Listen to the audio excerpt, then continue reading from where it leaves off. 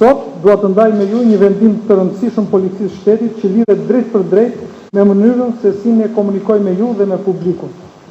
Ky vendim nuk vjen rastësisht, por është rezultati një reflektimi serioz mbi reagimet e shumta të qytetarëve, të cilët kanë shprehur shqetësimin e tyre për impaktin negativ që krijon në shoqëri mënyra se si përcillen çdo ditë lajmet mbi ngjarje kriminale dhe shumë lajme që ne i japim nga çdo qark në përmbledhjet ditore. I kam pritur dhe dëgjuar këto shqetësime me shumë seriozitet dhe përgjegjësi.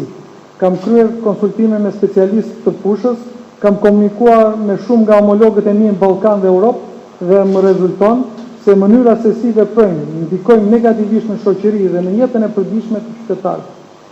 Nisur nga sa më lart, policia e shtetit do zbatojë një formë të re komunikimi më të përgjegjshme, më të strukturuar dhe në përputhje me modelet më të mira evropiane.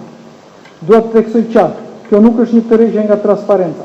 Përkundrazi, është një hap përpara drejt një transparence më cilësore dhe më profesionale, sepse ne besojmë se qytetarët nuk kanë nevojë për më shumë informacion, por për informacion të saktë, të verifikuar dhe të përgjegjshëm.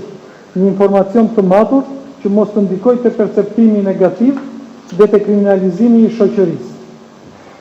Çfarë ndryshon konkretisht në formën e re të komunikimit? Së pari, të gjitha dhënat statistikore, mujore dhe vjetore mbi kriminalitetin dhe sigurinë publike do të jenë të aksesueshme në mënyrë të plotë në faqen zyrtare të policisë shtetit.